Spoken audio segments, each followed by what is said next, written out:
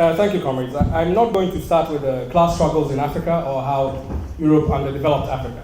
On the contrary, I'm going to talk about developments in Africa which reflects the kind of neoliberal restructuring that has been taking place across the continent and has been intensifying, particularly since the turn of the century and into the new 21st century.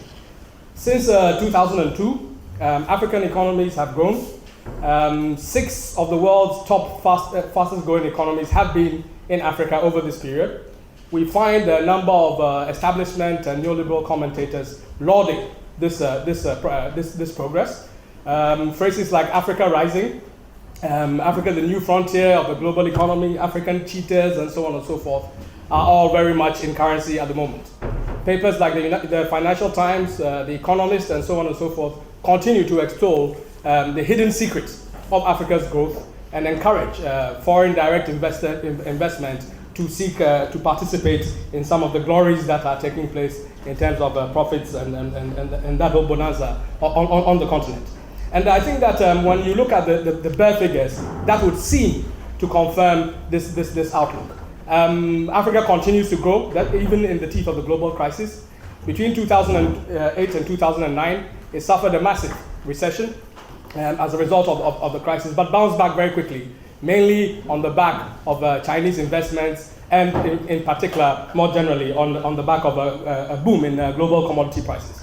Now, when you read people like Walter Rodney, as the book that was suggested here, one of the things that he points out is the fact that Africa's integration into the global system is on the basis of its role as a provider, as a producer and a provider of raw materials, of primary commodities. The fact is that hasn't changed. So if you take this year's growth figures, for example, the OECD claims that in 2012, Africa, the sub-Saharan Africa as a whole, grew by 6.6%. But if you remove oil production, and in particular, the revival of oil production in Libya, it falls to 4.5%. So that tells you that a huge component of this growth, a huge proportion of this growth, is based, as I said, on the commodity boom. Nonetheless, that's not the only thing. There has been a massive increase, for example, in the inflow of foreign direct investment. In many cases, far above what it was prior to the 21st century. And that foreign direct investment takes many forms. It's not simply about companies going into the natural resource extractive sector. It's about companies also investing in retail, for example. The British the Department of what's different? International Development. Yeah. Basically has this hedge fund, which basically manages its funds. I mean, the privatization of so-called overseas development assistance is one of the features of what I'd like to discuss. But in the case of Britain, for example, a company called CDC Group Limited, which is the private equity arm of the British government, is, for example, very central in investing in retail, in shopping malls, and so on and so forth, including one of the glittering new shopping malls in Accra, for example. There was a review of the activities of CDC by a House of Commons committee, and it found that it was making massive profits, paying no taxes, even though it declares the fact that it is engaged in economic activity. For example, in the case of Ghana, it is engaged in economic activity which has generated taxable income of £40 million in 1 year. Of course, it failed to report that it actually didn't pay one penny of those £40 million at all. But that gives you a sense of the kind of boom that is taking place. A huge growth in construction, huge growth in real estate, and the kind of asset bubble prices that are taking place alongside that. In fact, the IMF's most recent report on Africa in May this year warned, although it is encouraging, this financialization of the economy, if you like, also warned of the threat of asset bubbles beginning to show on the continent. The IMF's report focused on public finances and the integration of African economies into the global financial system. So one of the things that it sought to encourage is for African governments to borrow increasingly, not from the international financial institutions like the World Bank and the IMF and so on and so forth, but rather from the private international capital financial markets, issuing bonds in foreign hard currency and so on and so forth. A result of which actually reveals the underbelly of the kind of boom in Africa. Because yes, the boom is undeniable. The growth is undeniable, but what the legacy that it has left is the kind of legacy that provoked revolts in Tunisia in January 2011, followed on quickly by Egypt, and the kind of historic changes that we see sweeping that part of the world and reverberating everywhere else. One of the essential elements of this is the inequalities that has grown. And the inequalities are profound. So for example, you take a country like Sierra Leone. Not too long ago, out of civil war, it is a very poor country. Has always been historically a very poor country. Of course, that's one of the legacies of British colonialism in particular. But also a country that is undergoing a massive boom on the basis of iron ore deposits, which are being exploited intensely in the past few years. But despite this boom this iron ore fuel boom in Sierra Leone, the average minimum wage in Sierra Leone is $25, the equivalent of $25 a month. Now, those kind of disparities, of course, probably point to the fact that the type of growth that we've had in Africa probably is unsustainable. Certainly from the point of view of working people, certainly from the point of view of farmers, certainly from the view of young people who are unemployed, that growth isn't showing any kind of benefit at all. And in fact, before we even get to examine what is happening in terms of those people, I think it's good to look at other features, other aspects of the development that have attended this neoliberal restructure. One, of course, is the fact that the growth itself is probably not very sustainable. Because if you look at the fact that most of it is driven by demand for raw materials from China, and you look at the economic difficulties and the slowdown that is in all likelihood beginning to emerge in China itself, then it looks, again, we have to conclude that there will be a deceleration in export demand and therefore a deceleration in growth. Already, the Eurozone crisis is exerting massive impacts, especially for the middle income countries in Africa, which are more integrated into the trade and financial mechanisms of Europe. The growth rates of the OECD, because of neoliberalism, because of the increasing flows and global circuits of production, of trade, of finance, means that the transmission effects of slowdown in one part of the world is impacting Africa a lot more.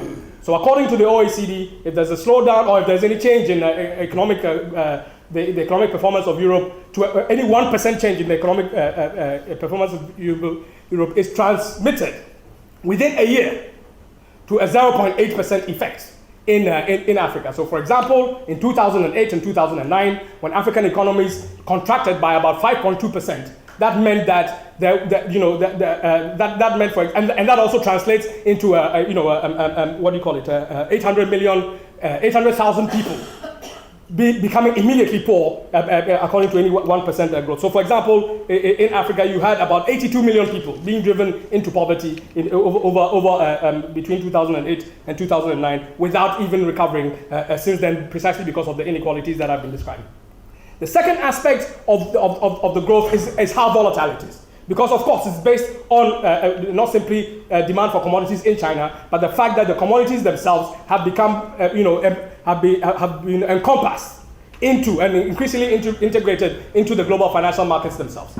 People know that one of the shifts that took place after the subprime crisis was for the financial actors to go into these commodity markets, and that their role in those commodity markets is exerting increasing volatility in terms of prices.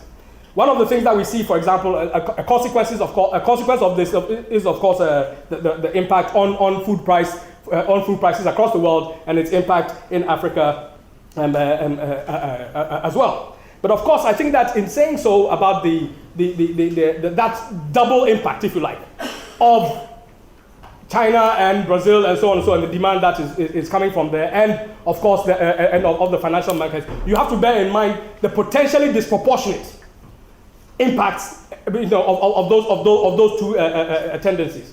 One of the things that is obviously enabling China's expansion into Africa is its huge reserves. So China has what, 2 point something trillion reserves according to some of the statistics. But let's not forget that asset fund managers in Western Europe and the United States control 67 trillion of reserves. In other words, if there is indeed a sense in which Africa is the new frontier of global finance, there is indeed a sense in which it is one of the emerging centers of financial profits, then we are in for a very rocky time. Because the same destabilizing volatile trends that I'm talking about are likely to intensify. And already I think we're beginning to see some signs of that. African banks and the African financial sector, when it comes to the banking sector, for example, it is not a matter of them extending credit to poor people. No, they haven't done that. In fact, many banks are retrenching from rural areas. Many banks are retrenching from funding agriculture, from funding local industries, and so on and so forth. But they are gaining massive profits in terms of their commissions and whatever else is to do with brokering foreign credit or brokering privatization deals, and so on and so forth. So that the Financial Times finds that in terms of profits, banks in Africa are the second most profitable, apart from banks in the United States. I mean, that is a hugely destabilizing factor in the African economies, given also the kind of inequities that is attendant to that. And it exerts a huge impact on government policy, because governments also have to ensure that the returns on those financial investors, financial asset investors, are high. So interest rates are high, so that people come and buy government bonds, and so on and so forth. And of course, that squeezes out all kinds of access to credit and financial investment domestically. Then, of course, there is the fact of having to self-insure against the almost inevitable dislocation and disruptions that attend such financial liberalization. So governments have to stash increasing amounts of money in foreign reserve, accumulating foreign reserves to ensure for that rainy day when there will be a run on their currencies, or when there will be an outflow of portfolio investment and so on. So things that are entirely predictable, in fact, inevitable, given the trends that are taking place and the choices that are being made by the African and the global ruling classes. So the pattern of growth itself, I think, is hugely problematic. You take a country like Ghana, it's evident. Last year, mining grew by 204% in Ghana. That's in the 1 year. Agriculture declined by -8%. Other sectors of agriculture, for example, basic food crops, fisheries, declined even more. And if you discount the export agriculture out of it, then actually the collapse is even more severe. There's an interview by in one of the more recent issues of the International Socialist Journal of a guy, Harry Bernstein. I think Joseph Chunara had an interview with him. And it is extremely interesting, the type of processes he discusses in terms of what is happening to small farmers in Africa, in terms of what is happening to smallholder, petty commodity producing farmers, and so on and so forth. One of the things he describes is the way in which the different stages of the agricultural process, whether it is the acquisition of seeds and technology, or access to land and water, or marketing and so on and so forth, is increasingly dominated by market conditions, is increasingly dominated by the footprint of multinational capital, whether it's in the form of seeds, fertilizers, technology, credit, so on and so forth. This then means that the ability and the viability of smallholder agriculture to even ensure that people eat, the family survives, and that there is some reinvestment towards planting in a new cycle of production over the next season is seriously imperiled, seriously under threat. And that is why, alongside the changes that you've seen in Africa, is also not simply the collapse of agriculture, but you also have seen a massive wave of urbanization taking place. A kind of urbanization which actually, is part of the scare the youth, the Malthusians point to as one of the perils that is coming. So, for example, you see headlines alongside the Africa Rising and so on and so forth. You see headlines such as "angry young men and young women in veils," for example, pointing to a certain kind of threat this demographic explosion of young people entering into urban areas is supposed to threaten. On the other hand, of course, there are vast pressures on the standards of living of ordinary people outside of these direct economic circuits, such as agriculture. Because, for example, in the case of Ghana, and this is typical of a lot of sub-Saharan Africa, in the case of Ghana, where you have a situation where mining grows, let's say 204% in a year, it is a vast consumer of water and of electricity, which means that the already abysmal levels of public service provision become even increasingly more difficult for a lot of people. And of course, those big multinationals get access to these services at subsidized rates. So the rest of us, all of us, actually pay for the big multinationals, Anglo Gold and so on and so forth, to actually continue their production, with all its ramifications in terms of the enclave character of that production, its ramifications because of the destruction of agricultural land. And in fact, it's phenomenal. About 65% of the land mass of sub-Saharan Africa is actually concessioned out to mining companies. This is before the mining and oil companies. This is before the land grab that has increasingly come to the fore in terms of discussions of places like Africa. So this is the kind of situation that is emerging. Growth on the one hand, growth which itself is insecure, is volatile, and comes at a huge expense of not simply social cohesion and the viability of established forms of life and modes of living, but also of the political climate as well. And of course, there's the environmental side of all of this, with the huge devastation of the countryside as a result of precisely these extractive activities, as well as some of the different impacts of the new scale agriculture that is part of the so-called global value chains and so on and so forth in many parts of the continent. And side by side with that, okay, is the increasing taxation of ordinary people.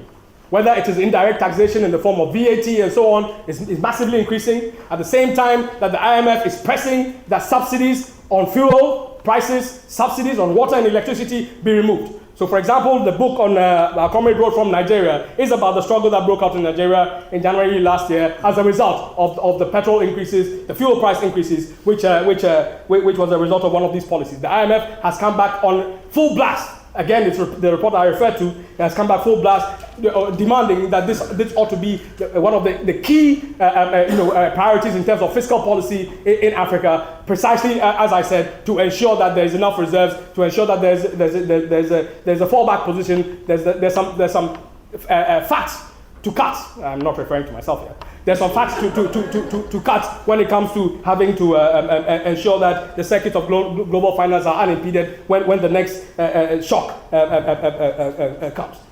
So, and at the same time as this taxation is taking place, you also find things that you yourselves are beginning to find here. The kind of tax evasion, the kind of tax havens, all the kind of shadow operations that these multinational companies and the financial sector engage in. So one of the things that has happened is the kind of discontent that has arisen, political discontent that has arisen as a result of this uneven benefits of this resource boom. You take a country like Zambia, when the prices of copper rose from $3,000 a ton to $8,000 a ton, billions and billions of dollars were made. The government's return in terms of taxes was a paltry $6 million.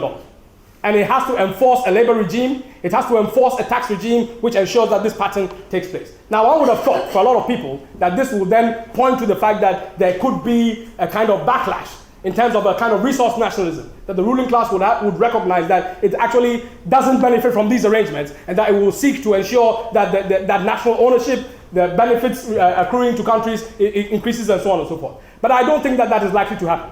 In the first place, it hasn't happened.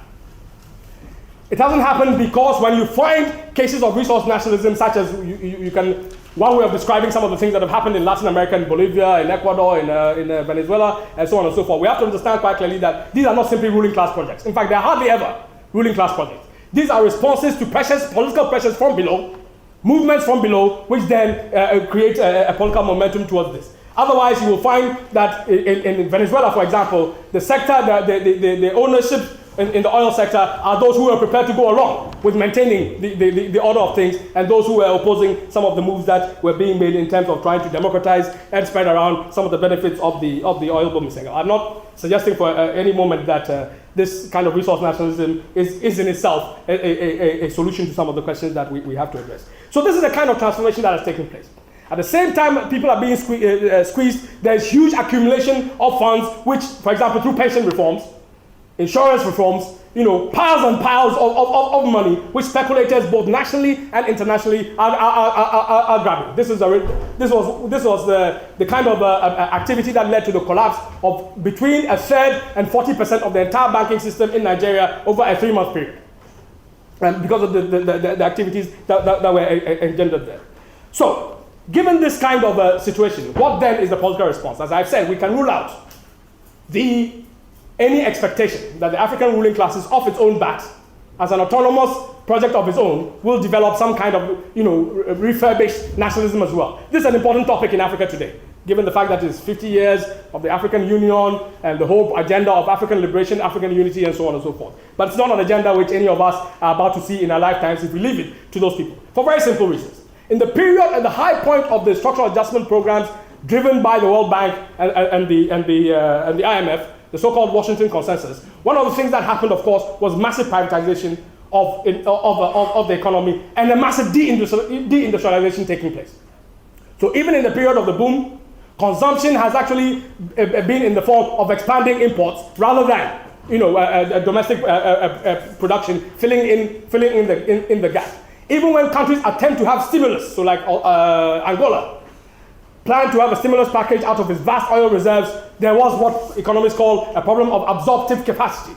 The enclaves that the primary and export-oriented sectors represent means that there's so little opportunity, not simply for job creation and for employment and for income earning for ordinary people, but in terms of even the avenues where capitalists can invest outside of the sectors that I've already spoken about. So basically, the kind of dislocation that is taking place means that the political projects of the ruling class and the fact that they are increasingly integrated means that for them, their response has to be that if structural adjustment didn't work, that if the Washington Consensus didn't work, then the post-Washington Consensus now has to mean a growing partnership, a more secure partnership between themselves and foreign capital. So the idea of PPPs, private-public partnerships, have become very high on the African agenda. So if you look at the kind of initiative that Mr. Cameron launched recently about banishing hunger and so on and so forth, this is an agenda for multinational capital to fuse with the oh, thank you very much. How kind of to fuse with the local ruling class to ensure that the processes of agrarian change and concentration are things that all of them can benefit from. The same thing goes for infrastructure. The same thing goes for the ports, for example, so that you have a big project of what is called trade facilitation, where all the ports in Africa are being privatized, are being integrated into the companies that already control these things across the world on the basis of the fact that this is part of that whole global value chain process. This is part of the way in which Africa can have a more efficient trading regime and participate more beneficially from the global economy as well. Now we see then that as a result of this, there is actually a political impasse. Most African elections these days are on the basis of an increasing recourse to ethnic mobilization. We saw that in Kenya. Increasing recourse to violent confrontation. In fact, power play has taken on such a vicious form in terms of the ruling class that people are surprised when they learn that, let's say, the phenomenon of Boko Haram in Nigeria actually is something that was sponsored by members of the ruling party in Nigeria to ensure that the ethnic musical chairs of who succeeds to the presidency actually goes to one faction. It may or may not have gotten out of control, but the fact does remain that the Boko Haram phenomenon does not fundamentally represent. Yes, it has elements that represents people's anger and disaffection with the kind of changes that are taking place. But at the same time, it does not speak of people who are disinterested in, let's say, so-called civilization. Boko Haram, I've forgotten what the original name of the group is, but the word Boko Haram simply means books are haram, basically. Knowledge, Western knowledge, imperialism, and so on and so forth are taboo, basically. And that is what, and no one in that part of Nigeria or elsewhere in Africa is not anxious to go to school. No one is not anxious to have an education. No one is not anxious to improve the circumstances of their life. And this is important. It's important because despite this growth that I've talked about, even the paltry, abysmally low and disgraceful so-called Millennium Development Goals are not being realized in Africa. Goal 1 says eradicate extreme poverty. Extreme poverty is defined as people who are living below $1.25 a day. Alex Kalenkos, in the meeting before this, was very generous. He said it was $2 a day. It's actually much less than that. That is not anywhere near being realized in the period when there has been more sustained growth in Africa than ever before. There's nowhere people are coming close to realizing that. On the other hand, what you have that is being realized is what they call women's empowerment, of course. If you have a vague goal like that, I'm sure any kind of interpretation can allow you to believe that you're recognizing that. But what it really means is two things. One is that at the level of women, they are being driven by the circumstances to increasingly participate in the market economy process. That's the first thing. And a lot of them are coming into this work on the basis of microcredit, on the basis of kinds of arrangements that impose market disciplines on them. In the neoliberal discourse, this implies that they are gaining access to markets They're gaining access to production activity, and on that basis, women are being empowered. This is what is happening at the bottom of society. It's a trap for many women, and the kind of debts that we see that cause suicides for farmers in India is the kind of debts that many women and many local communities and many farmers are beginning to face as a result of this process. At the top of the society, you have a few more women CEOs, a few more women parliamentarians, a few more women ministers, and a few more women presidents. But I doubt that any of us in this room would think that a few more Margaret Thatchers in Africa, whether it's Joyce Banda in Malawi or Ellen Selig Johnson in Liberia, is actually the way to go. No, it's not. The way to go actually lies in the fact that many more people are beginning to resist some of these depredations that they're suffering. The scramble that is taking place in Africa, for example, as a result of the resource competition, the scramble that is most manifest in the presence of the increasing presence of China, and that is a huge thing that has taken place. In the past 15 years, Chinese and African trade has grown by 14,000%. That's massive. Chinese investment in Africa represents about 13 or 14% of total Chinese foreign direct investment, external outgoing foreign direct investment. Chinese presence in the mines, in agriculture, in public services, of course, run on a PPP basis and so on and so forth. And of course, in terms of military support, is increasing massively. As a result, you also find a greater response by the old European powers. The reason why France has been eager to intervene not simply in Libya, but also in Ivory Coast, and also leading the way in Mali as well. The reason why Germany has found it necessary that it could flex its muscles in far-off places like Somalia and so on and so forth. And of course, the reason why the Americans are not giving up on their idea of an African command, even though clearly for most African countries, for most African people, it is a no-no. One of the key messages that came out of Barack Obama's visit to Africa about 2 or 3 weeks ago was the Chinese peril. Basically saying that if you do business with China, you are doing so at your own peril. They will rob you, they will impose conditions which make human rights more difficult, so on and so forth. And of course, he announced his own multi-billion project where American businesses will actually engage with African companies on these same PPPs in energy, in oil and gas, and so on and so forth. Now, this also actually has a resonance in terms of local politics.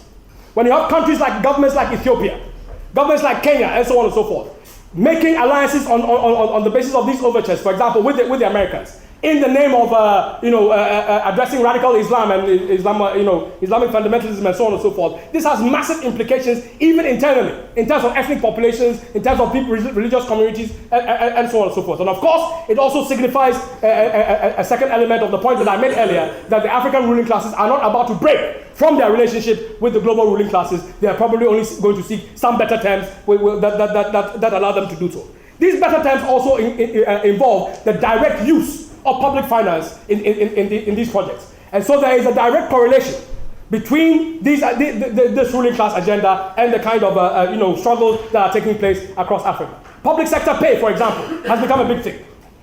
In Ghana, for example, the teachers, the nurses and doctors, those in health, those in education and so on, are the new militants, if you like. Strikes in Ghana is like every 2 days there is a massive, a strike going on. I mean, we've done pretty well out of it. Baba, our comrade from Nigeria, spoke at a meeting an IS meeting that we had in Accra, and we recruited 8 shop stewards from the most militant education union in the country. Now, that is an important step.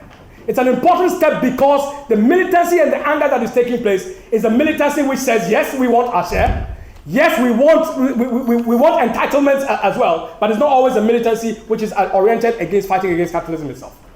And even though we support and participate in that kind of militancy, I think it's important that we're able to say that ultimately the idea and the agenda of integrating Africa into the global, so-called global economy on a better basis is not an agenda that is going to deliver for ordinary people. Not simply because it's a bad strategy in terms of any technical sense, not simply because it's a bad choice or it could have been done better, but rather inherently, that unevenness of capitalism that is taking place is something that divides and shows that a majority of Africans will remain poor, and shows that there's greater divisions within Africa itself, because also let's recognize that there is an uneven concentration of this growth across Africa, even within one country. And that, as a result, When the IMF and the World Bank and the British government says that there has to be greater equality in Africa, what they are referring to is horizontal inequalities. That people who are in the distressed agricultural areas should be brought into the market, and that people who have fought and won subsidies for in public services in the urban areas should actually be denied those public services. So you have a contestation of politics, which can be very localized, can be very sectional, can be very, if you like, against unifying things. And in fact, we see that in a variety of different ways. I think one of the most important examples is the Marikana situation. Now, the Marikana situation, you have to say, is nowhere near unique to South Africa.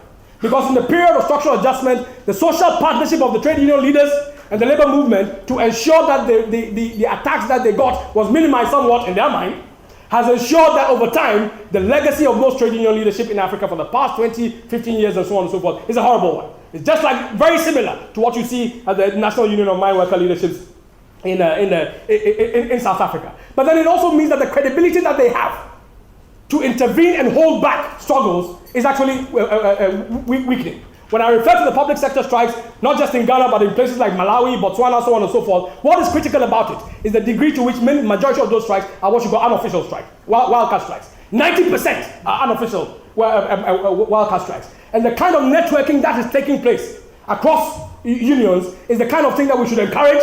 Within unions and different working places is the kind of thing that we should encourage into the communities, across the unions themselves, into the communities and so on and so forth, that we actually have a kind of unifying agenda against capitalism in Africa itself. It's important, looking at this situation, that yes, the continent is extremely volatile. When the IMF or the OECD released its Africa Economic Outlook, it didn't simply say the impact of the global crisis on Africa. It says the impact of the Arab Spring and the global crisis on Africa. Now, it is not an accident. Yes, it's not simply referring to the fact that, yes, countries like Egypt are themselves investors in other parts of Africa. That's not what it's referring to. It's referring to the fact that the conditions that existed in Egypt, the same, what we call time bomb, which they associate particularly with youth unemployment, with inequality and so on and so forth, is actually that same time bomb is ticking the length and breadth of the continent. If people with an agenda against capitalism, on the basis of a class agenda, which can pull the rug under the divisive politics of the ruling class, which can pull the rug under from the moribundity of ruling class nationalism, I think that we ought to be able to say that the centrality of the organized working class is central in this process. You see, this week at Marxism, many of the discussions that have taken place about precarity, and so frankly, if we were going to apply those same things to Africa, we'll all fold our hands and go to bed. Because the scale of unemployment or informal employment, mind-boggling.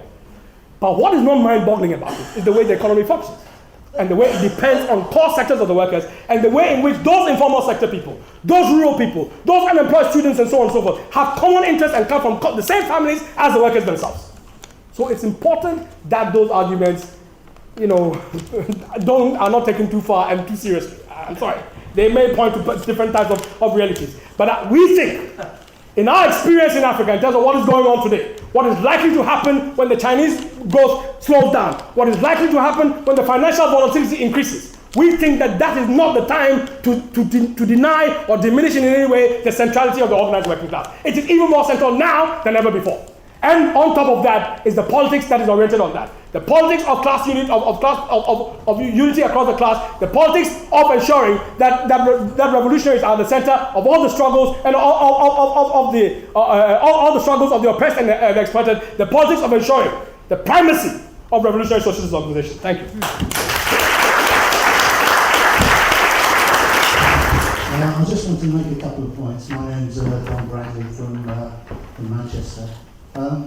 I just feel uneasy when anybody ever talks about Africa and they use the term Africa, because I wonder if we'd use the same term for other continents, that Africa consists of more than 50 countries with their own economies and their own histories and their own cultures. I just feel a little bit uneasy about that.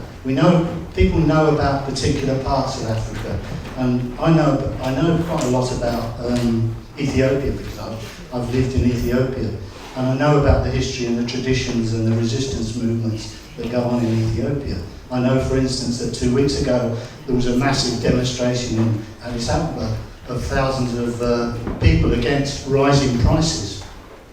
I don't know about other parts of Africa, but I'm sure that that illustrates the fact that the economic boom in Africa is not benefiting ordinary people, that it's benefiting the ruling classes and the rising middle classes, and that certainly in Ethiopia it's resulting in more poverty because of that more stratified society. And I just wondered what's happening if the comrade knows of other instances of resistance to that kind of economic downturn in Africa from people that are least able to kind of defend themselves sometimes. I'm also interested in the role of China and wondered what the comrade thought about the economic boom that China's been initiating in Africa. And again, I think that's disparate between different countries, and there's different motivations of China in different countries. And similarly, I wonder, I'm just talking about Ethiopia because that's the part of Africa that I know. And I know that in Ethiopia they've conducted a proxy war against Somalia on behalf of the US, and partly fueled by the economic boom and the money that's gone into the country. And I wonder if that kind of, I worry about that kind of movement happening in other parts of Africa with economic boom and the influence of the US and other imperialist countries, including China. Thank you very much. Good question for Manny, really, because I got a bit confused. On the one hand, you said that there were strikes every other day in Ghana, but on the other hand, you made the point that a lot of the action is localised and sectional and so on. I was in Ghana recently, and the impression I had is that although people are very angry, that actually there is a very high level of confidence in the possibility of a working class fight back at the moment. So some clarity about the state of class struggle at the moment would be great. Thanks. But anyway, I think there's this. I just want to point out a few things. One, the fact that you're having an increment in buy now, pay later, that is credit from workers in the formal sector, is I think one important thing to look at. And this is coming after subprime mortgage and played a key role in the coming of the global economic. And this is tied to the expansion of multinational corporations in services, in construction, real estate, and so on and so forth. But there's also a role of incorporation. You have contradictory currents. The role of incorporation this is playing with the trade unions. In at least about 5 countries on the continent, major countries, you have the trade union centers being involved in housing projects that members will now, buy and pay it. And the issue of illusion in agriculture. You see, as Manny rightly pointed out, you have this collapse in agriculture, but a lot of the leaders will still feel that, okay, agriculture is how you draw the economy. But the fact of the matter is that no country, even on bourgeois terms, modernized, strictly driven by agriculture, because you actually have agro-allied complexes built into their focus on agriculture. Then the issue of revolution. One thing I found very interesting is this. Quite a number of ruling elites in different countries are talking about a revolution.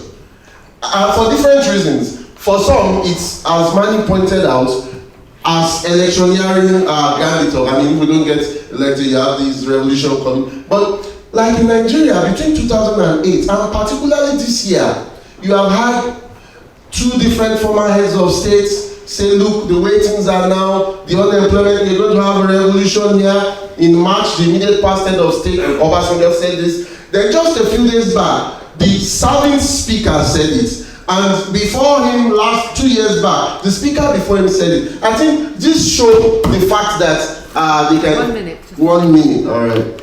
Just what says on the phone. Finally, I think the issue of the post-Washington consensus. This is the reason why, its emphasis on that institutions matter. This is why you have so-called anti-corruption bodies. But Unfortunately, all this anti-corruption bodies, rather than in any way undermining corruption on the part of the ruling elite, they have themselves become new havens for corrupt practices, and a number of anti-corruption SARs are themselves now being tried for corruption. These are all parts and parcel of the problem that go with the neoliberal transformation going on in Africa, which Comrade Mani has pointed out. Thank you. Thank you very much. We had a branch meeting a while ago about China's role in Africa, and there was a lot of discussion at the end, a bit of an argument actually, about the idea that with China's increasing influence within Africa and the economics of their continent, that it placed African countries in a better position as they were able to play off the West and China in a bid to increase the price of their resources, to increase their development, which is something I found a problematic argument. I'm not sure what you'd have to say about that. Does the interplay between the two sort of large hegemonic blocks in Africa now, does that help benefit the development in Africa? I would presume that it probably doesn't benefit the everyday working person and the working class in Africa, but it does benefit the sort of ruling elites that are developing right across the continent. That was it. Thank you. Sorry, can I just ask some people to... Yeah, I mean, the economic developments in Africa, at least standing from afar, seem to be quite spectacular. But perhaps looking at it from the financial industry where I work, and there's articles that have been written about Africa that talk about how young the population, this is the economic plus, it's how young the population is, how education is increasing, how China is grabbing raw materials and in exchange building infrastructure, and how some Western financial institutions are starting to invest a bit more in Africa. So on the face of it, it sounds, wow, maybe capitalism is working here. It's going to develop a continent in all the various countries that make up the continent. But as Manny's kind of outlined, despite the fact that I think Africa has the biggest amount of arable land available of any continent on the planet, agriculture is going backwards. Now, if agriculture is going backwards, that's going to actually impact massively on the lives of most ordinary people in the continent. So, on the surface appearance of things are going forward, and actually, in fact, in terms of finance and industry, there are what appear to be positive developments. But what's going to happen is it's going to lead to increased class division, increased inequality across the continent. It seems to me. And it's interesting, but in terms of like the global explosions of class militancy in places like Turkey, Brazil, and Egypt, which the financial people talk about as the new emerging markets, and places where there's a collision between rising expectations. When people see billions being spent on football stadiums, what have you, they know there's money around. And the potentiality that creates for actually heightened class struggle, and that sounds like that's something that we'll start to see, hopefully, happening more in Africa. And also, just on the question of South Africa, which up until now, at least, anyway, I think has been getting the most resource in terms of global capitalism, on various funds that claim to invest in Africa. When you look at where they invest, most of it's in mining in South Africa. The question of manufacturing, just in terms of talking about economic development in Africa and anywhere else for that matter, imagine it should play a key role in terms of looking at developments of places like South Korea and the role of the state in those countries in developing a manufacturing industry. Does the ruling class have any sense, or the various ruling classes have any sense of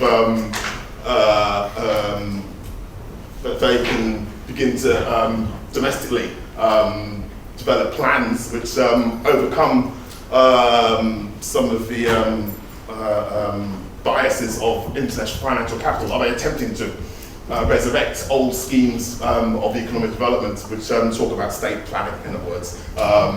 Because some of these coffers are quite big in terms of the funds that they have available. Thank you. You're next. Thanks. I've just got a question. And the question is around the role and class position of the peasantry in Africa. And because I read an article in the ISJ by Henry Bernstein, who's also got a book called Class Dynamics of Agrarian Change in Africa. And in the book, he talks about the peasantry being pulled into the capitalist market a lot more and being semi-proletarianised. So my question is, I'm slightly confused over whether they are peasants or whether they are workers, number one. And number two, does this mean that the rich tradition that we have as international socialists, going back to Lenin and the Bolsheviks and the argument they had that the working class could lead the peasantry, do we just copy that, or do we need to update that a little bit? Or in terms of class struggle, is that the potential of the working class in Africa to lead the wider peasantry in a revolution and around those issues? And really, that's my question, is about have they changed, or are they the same? Is their class position the same, and can the working class still lead them, or do we need to update our theory a little bit, or is it correct, basically? Thank you. There are 50 countries in Africa, and they are enormously different from each other, with different histories and so on. But I think it makes sense to speak of Africa when you're looking at large processes, but also when you are polemically arguing for spreading mass movements from country to country to country. But I think it's also important to see that Mani took lots of examples from Latin America as well, because we are becoming more and more one world. And the example of that is that we used not to be able to speak in many ways of Europe as one economic area. There are 50 countries in Europe. We are now all going through what is called austerity Europe. Austerity Europe is paragraph by paragraph in the agreements with the IMF what was done to Africa in the structural adjustment programs. It is becoming more and more one world, and the thing that made me think that most strongly was when comrades in the socialist movement, in the union movement, in the environmental movement in South Africa looked at the issue of climate change and what was happening to Africa, that Africa was burning, and said what could they do about it in a country that had 25% unemployment, that had an enormously strong trade union tradition. They said what we need is a campaign on climate jobs. They then went to Google and Googled climate jobs and found the parallel campaign for 1 million climate jobs in Britain. So we went over there to meet them. They came over here to meet us. Their campaign is very much like ours, except much bigger and stronger. With the support of many of the unions, with the support of COSATU, with, for God's sake, they major unions, the transport union, the teachers union, bring in the whole executive of the national executive of the union for a week, for weekend for climate change training. And the reason for this, just sum up, the reason for this is that Africa is burning. That there is enormous privation, enormous hunger as climate change moves down from the Sahara and destroys the crops and destroys people's livelihoods. So everyone knows they need the jobs, and absolutely they have to do something about climate change.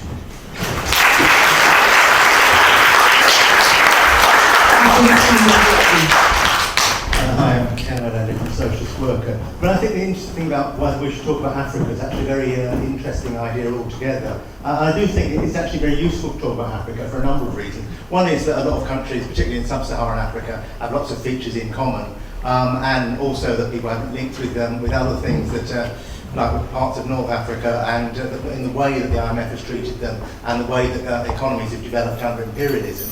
But I do think it's a slightly dangerous idea sometimes, because it can lead to the sort of idea of Pan-Africanism, that everyone in Africa has things in common, and that we should think about all Africans coming together and loving up to each other, which I think people can start seeing problems with when we've talked about some of the great disparities of wealth. And I think that we need to look at this question in terms of class and how different classes of people are affected by things. And that does, as soon as pretty much everyone, contributors, has mentioned, as soon as you start doing that, you start seeing parallels that come wider than things just in Africa. And that, to go back to Kenya again, people have been talking about it.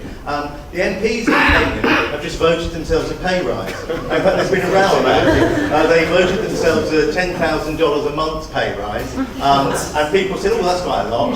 So after some street demonstrations and complaints, they said, all right, we'll only take 6,000. But they're now 6,000. So it means that they get equivalent of about 50,000 a year. I think that this may sound a lot, but I'm going to, there's more to it than that, which, if you think about the average wage in Kenya, seems like an awful lot even then. But actually, that's only the beginning, because they also get almost the same amount again in travel expenses and so on. They keep adding on these bits of expenses until they're doing very well, thank you, and don't actually have anything very much in common with workers or ordinary people in Kenya. They've got quite a lot in common, as people will have helped out with MPs in Britain, who are also sticking their noses in the trough. Sum up, please. Yes.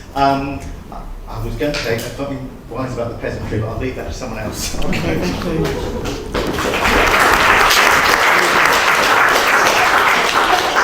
Okay, Ken, I'll pick up from the peasantry. My name is Hassan. In Africa, not all peasants are getting into the economy, export-driven economy. I'll say about probably 5% of the peasants are getting into that framework. And those ones who are working on cocoa, pineapple, coffee, those are the farmers who have direct relationship with capital, international capitalism. The bulk of the farmers who cultivate yam, corn, soya beans, and groundnuts have nothing to do with international marketing of food commodities. But the relationship that they have with workers is that in each family in the rural area, you find one person in the urban center working as a wage labor. That is the relationship between wage laborers and farmers. Though we don't have a homogeneous Africa, but the transformation of that continent is beginning to be homogeneous. Wherever you go, there's a growing middle class. At the same time, there's a massive rural-urban migration. It's a fact. Take whether Ethiopia, Ghana, Nigeria, Tanzania, or Malawi, where you have the poorest country, where the government would give Mrs. Obama a watch which costs $2,000, where she cannot provide hospital and water for her people.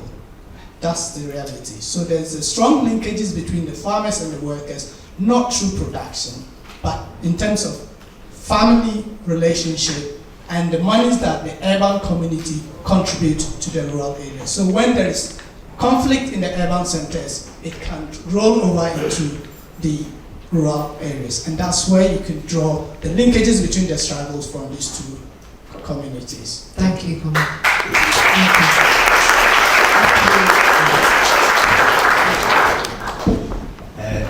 Yeah, Richard Boyd from the SWP in Ireland. I just wanted to make the point, beware of capitalist booms and success stories. And that's particularly true in Africa. I mean, one of the interesting things about being in the Irish Parliament is you see quite a lot of visiting delegations from African parliaments coming to look at the Irish model, and that's just terrifying. But there's a serious point, which I think many would probably bear out, is that the Celtic Tiger success story, as was actually a poster boy for a particular type of economic development, particularly for what were called peripheral or ex-colonial countries. And of course, what happened was exactly what Manny is describing is now happening in Africa, which was gearing up for an export economy at the expense largely of the domestic economy, of domestic industry, production for actual need. Yes, there were infrastructure projects, but the infrastructure projects were all geared towards the interest of capital, so they built lots of roads, but no houses for people, that you could afford. They built, in fact, they didn't even do the infrastructure very well when I think about it, because they privatised so much of it, they made a complete mess of broadband, for example, in Ireland. It's a disaster because it was privatised. But and anyway, we know what happened. We know what the story with the Irish bubble was, a collapse, and then you reveal what a disastrous success, so-called, it was, and the economy, the real economy was absolutely devastated because everything was geared towards the interest of finance and the interest of the global multinationals and sort of export-led development. Can you sum up, But sorry, just a question I want to ask from Andy is, I mean, the interesting, even though in Ireland certainly people are aware what a disaster this is, what is interesting is that there's still a terror, even among some of the left, to talk about the need to redistribute the trillions that are in the hands of the corporates through corporate tax. Terror. I mean, literally, the left are afraid to mention the word corporate tax. Even though the amount of profits they're making is extraordinary, the country is being beggared, is this fear, if we dare to even talk about it, the multinationals will run, and this has had a real impact in terms of workers' consciousness when it comes to addressing the gross inequality in the distribution of profits, wealth, and surplus value. So maybe Manny might say something about that. Thank you, comrade.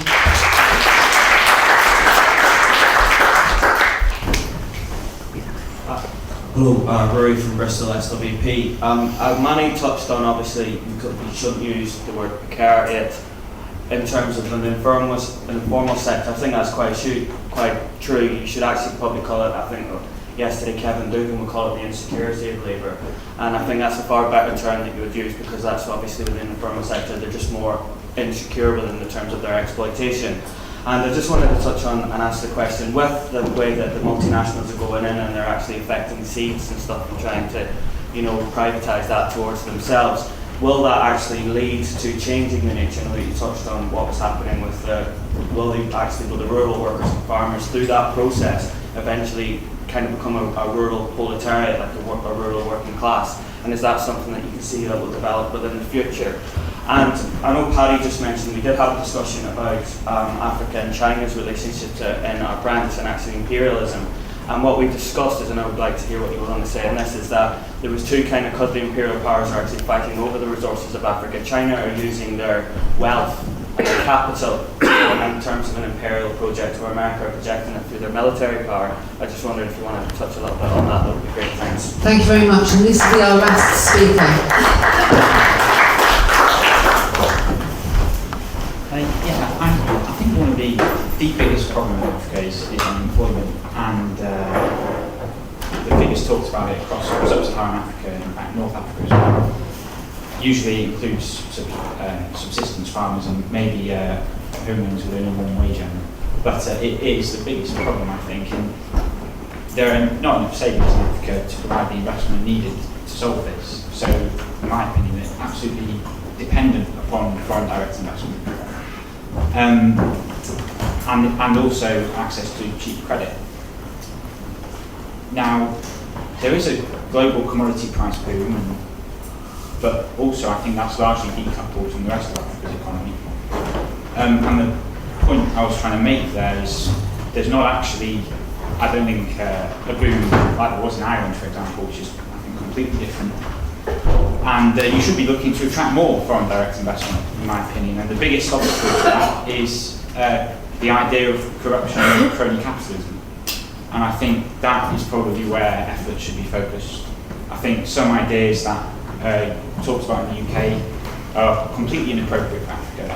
Ideas of state-run industry would, I think, be a complete disaster.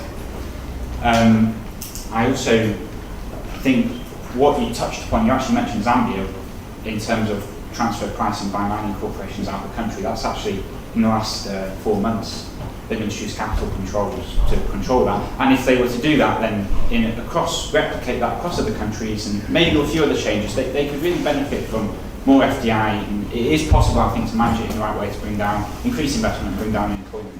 Thank you. Okay, thank you very much. Before we ask Manny to sum up. Interesting contributions. I'll start with the last one on corruption and all that. I mean, I'm African. I don't feel any more corrupt than you are. I don't think there's nothing innate about that. And I think it's important to actually make a link between corruption and foreign direct investment.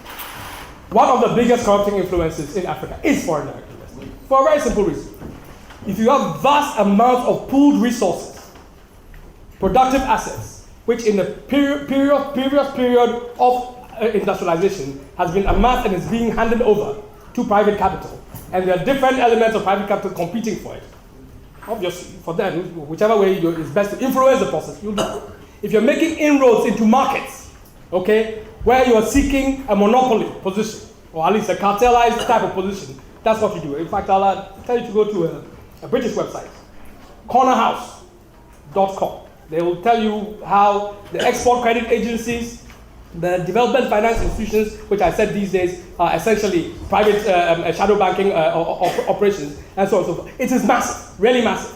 In fact, one of the Nigerian governors who was accused of corruption and was arrested and jailed, extradited. Of course, he had done many things apart from corruption. He had actually busted a bank in Nigeria before he came here.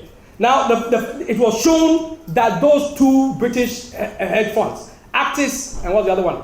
Aureus, A-U-R-E-U-O-S, that's the other name of the other one, were actively involved in the corruptions of that fellow. And in fact, continuously, BAE, corruption in Tanzania, in the airport contracts, in the military contracts, and so on and so forth. So please, don't tell me about, corruption in Africa as if it's some innate something, and so on and so forth.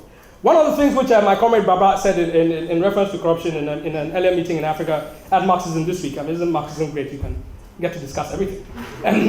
Was the fact that in the context of the squeeze faced on the one hand from global capital, and the context of the unfulfilled and unfulfillable, if there's such a word, demands from below, for African ruling classes, the recourse to some form of corruption as one of the elements, if you like, of primitive accumulation, is, that's what keeps them in the game, and so on and so forth. I think there is some degree to which that is very true.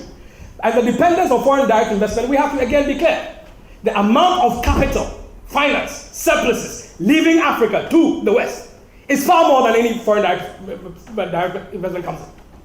Remittances from African workers living in countries like this is far higher than any foreign direct investment coming. And this is despite the boom in foreign direct investment that I'm talking about. And the losses associated with the tax you yourself referred to what was happening in Zambia and so on and so forth. So I think it's important to be able to move away from those kind of broad things. And that is perhaps what the comrade meant when he talks in terms of some of the dangers of generalization about Africa, this dark continent type place. But we love it very much, really. But I think that it is the operations of the intersection between the ruling class needs and its agendas, and transnational capital, and the pressures of foreign governments, which actually combine to create some of the circumstances that you said. You talked about food prices in Ethiopia and the riots that took place. Ethiopia is far from the only country that has taken place. Food riots have taken place in Burkina Faso, in Mali. One of the key things that the triggers that led to the process of the coup, and then the other stuff that has happened since then, and so on and so forth. And it's for a very simple reason. Again, apart from import dependence, increasing import dependence, it is the collapse of peasant agriculture. And my comrade last time, I think we ought to talk a bit more about peasantry and production and so on and so forth, because I think you seriously underestimate how the market has been disruptive has directly impacted on peasant agriculture and the whole marketing structure, food prices and so on and so forth. At the same time in Ethiopia, the coffee multinationals and the World Bank together joined the Ethiopian government to establish a national commodity platform, what they call national commodity. Their idea was that to prevent all the gains of commodity prices going abroad, we would establish our own domestic national commodity. All that meant is that the local financial houses dominate that coffee market. It got to a stage where Ethiopian coffee farmers, who number in the tens of millions, began to boycott the giving supplies in this arrangement, and the Ethiopian military was sent to requisition coffee, beat up peasants, jail them by the thousands to ensure that gradually they came back to the coffee market. Now, that is being touted as the solution to peasants' lack of access to markets across Africa today. And that is why you find similar pressures happening all over the place. And Ethiopia is one of those countries which is typical of the growth in Africa. It has grown by an average of 11% for 10 years straight. Yet, poverty in Ethiopia, and by poverty I mean the less than $1.25% poverty in Ethiopia, is 65%. If you add what they call the so-called multidimensional elements of poverty, which means not simply income poverty, but access to health and education, it rises to 87%. So, and this is a country that is boom record levels. Okay, this is a country that has given out vast quantities of land to American companies, to British companies, to Chinese companies. Okay, so this is the dynamic that is taking place across those places, and that's why the kind of struggles that you see in Ethiopia are not unique to Ethiopia. And those struggles simply are not simply about prices and about the economics. It's also about the politics, because the association that people make with a rapacious ruling class on the one hand, with multinational capital on the other hand, and the direct evidence before everybody's eyes that they're gaining little or nothing, and in fact in many respects are going backwards as a direct result of a boom, in the context of a boom, is precisely why you see all those challenges happening. Al-Hassan mentioned Malawi. One of the things that happened in Malawi is a strike by farmers over prices, which was instigated by civil servants going on strike. In fact, the strike wave got so intense that the president had a heart attack, was flown in the middle of the night to South Africa. He died, there was national jubilation, and that's when Mrs. Thatcher of Malawi came into the presidency with a promise to clean up and to redistribute. And the first thing he did was a massive devaluation of the currency, which ensured that foreign capital which had flown out of the country came back into the country. The second thing he did was become the best friend of David Cameron and the likes of that. And these are trends which all of us see all the time. And believe me, the struggles take place. The comrade who came to Ghana, I don't know where you were looking at or who you met. Yeah, sure. On a day-to-day basis, people go to church. They speak in tongues. They roll over on the floor. They foam at the mouth. Their eyes roll. Yes, people are desperate and want solutions. And believe me, those people are not waiting for heaven in their other life. They want the miracle to happen now, right? And those are the same people who also, in every township, even in the urban centers, burn police stations on every other day. Block tires on the road. There's a story about last week just outside Accra, in between Accra and Tanoh, which are two how many minutes? Okay. Oh gosh. And you had these unemployed youths. There was an increase in transport fares. They blocked the roads, access roads leading to the neighborhood, burned tires, rioted, beat up the local assembly councillors, beat up the local assembly people, went after the party offices of the ruling party and the main opposition party and burned them down. And then they went around the toll booths, those who collect money, the road toll booths, broke into the toll booth and redistributed the money. Okay?